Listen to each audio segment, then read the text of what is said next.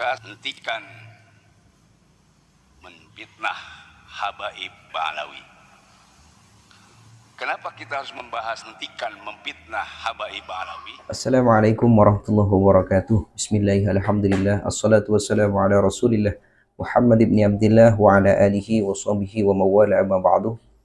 Baik ikhwatal iman yang dirahmati oleh Allah subhanahu wa ta'ala, dimanapun anda berada, semoga tetap di dalam lindungan Allah dan rahmatnya Allah, dan semoga Allah memberkahi umur kita dan memberkahi rezeki kita serta kehidupan kita, amin Allahumma amin. Baik ikhwatal iman yang dirahmati oleh Allah subhanahu wa ta'ala, ini ada sebuah nasihat buat kita dari Dr. Kiai Haji Badruddin Subeki MHI.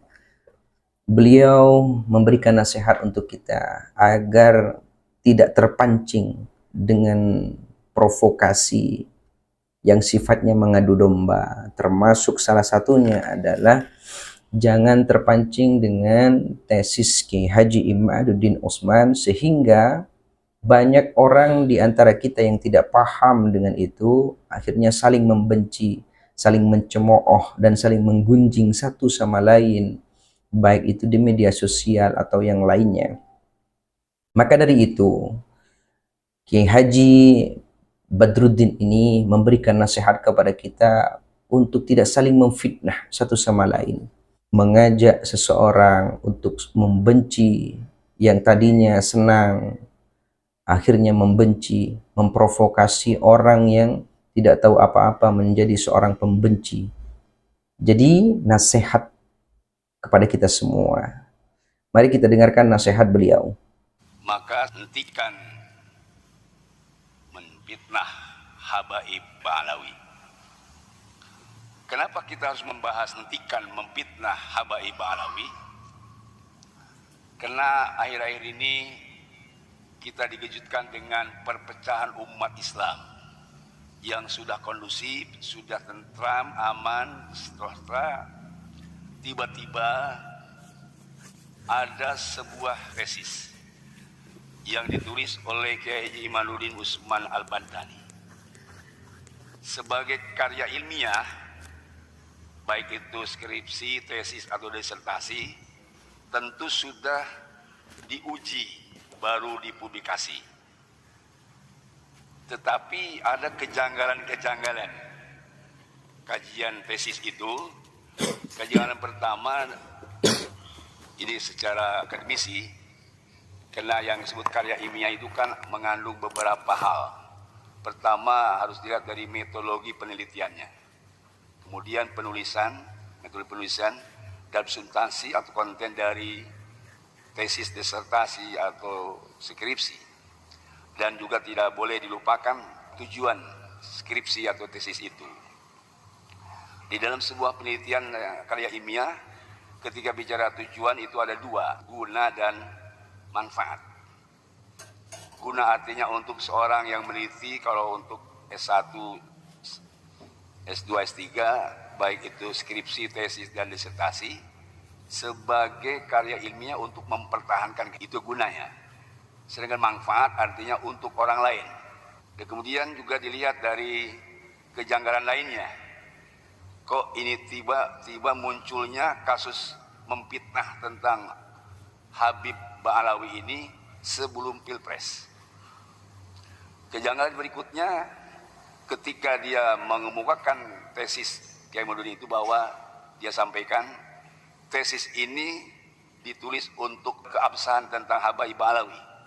Artinya dia mendebat tentang sejarah habaib Ba'alawi yang sudah kondusif. Kejanggalan berikutnya, ketika diajak debat, justru dia menyampaikan informasi yang janggal. Ketika para habaib, abuya, para kiai kumpul untuk berdebat tesis ini, justru dia tidak datang. Alasannya karena ada ulama-ulama khos dari Jawa Timur istioro, lalu membuat surat dibawa oleh Sayyidul Fikar bahwa mimpi para ulama Jawa Timur, ulama khos, bahwa Kiai Imaduddin tidak boleh datang ke tempat debat. Dan kemudian kejanggalan berikutnya, siapa pengujinya tesis ini? Kalau memang pengujinya ada ketidakpahaman misalnya, atau ada sentimen sama dengan penelitinya, maka tentu akan menjadikan hasilnya tidak optimal. Artinya gunanya bisa batal dan manfaatnya akan tidak ada. Sebuah karya ilmiah tentu harus melihat guna dan manfaat. Kejanggalan berikutnya, penganut pengikut menyebarkan fitnah-fitnah dan kata-kata kasar. Habaib Ba'alawi Jahannam. Sebagai pendukung Kiai Mauludin tidak pantas untuk menyebar fitnah. Banyak lagi kejanggalan-kejanggalan lain, ini yang ditemukan oleh Al-Fakir. Oleh karena itu, kita di sini mencari solusi yang terbaik. Intinya adalah untuk supaya tidak terjadi fitnah memitnah. Latar belakang kenapa surat Al-Ahzab ayat 57-58 dikaitkan dengan ayat 45 dan surat Al-Buruj kita bahas. Kita melihat teks-teks ini, ya. Misalnya, teks di ayat ini adalah yu'dunallah wa rasulah. Yang kedua, yu'dunal mu'minin wal mu'minat. Kemudian ada buhtanan wa ithma mubina. Ya, ini kalimat yu'dun ini tadi diterjemahkan menyakitkan. Hadirin rahimakumullah, saya akan jelaskan perbedaan antara ghibah dan buhtan. Kalau ghibah itu diterjemahkan mengguncing, karena dia tidak senang kepada seorang, marah sehingga dia mengguncing. Ghibah bahasa Arabnya.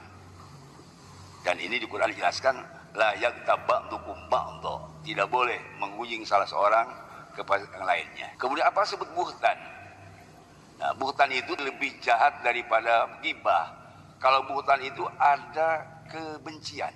Karena benci, bukan marah tadi itu, sehingga dia melakukan perbuatan yang menyakitkan. Itu disebut buhtan. Buhtan itu kalau diterjemahkan bahasa kita mengada-ada.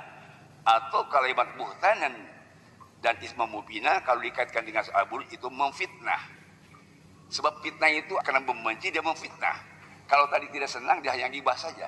Ya, ini perbedaannya. Makanya ketika Rasul ditanya oleh para sahabat, ya Rasulullah mal ghibah, apa yang disebut ghibah? Rasul sampaikan dikruka ahoka bima yukrihu. Kamu menyebut saudara kamu yang dia tidak senang. Ya, itulah tadi nasihat dari beliau dengan penjabaran yang sangat luas menurut saya, ya. Ya, beliau juga menyampaikan tentang dalil-dalil yang ada dalam Al-Quran untuk kita tidak saling ghibah, tidak saling untuk memfitnah satu sama lain. Ini adalah satu pelajaran yang bisa kita ambil bahwa apapun yang terjadi, jangan sampai kita terpancing sehingga saling membenci dan memfitnah. Hentikan fitnah saling memfitnah itu.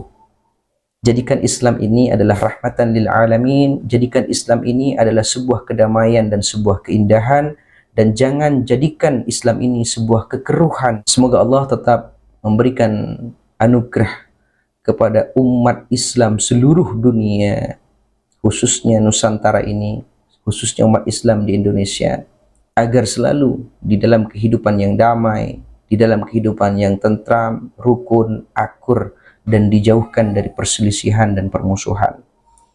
Semoga bermanfaat. Assalamualaikum warahmatullahi wabarakatuh.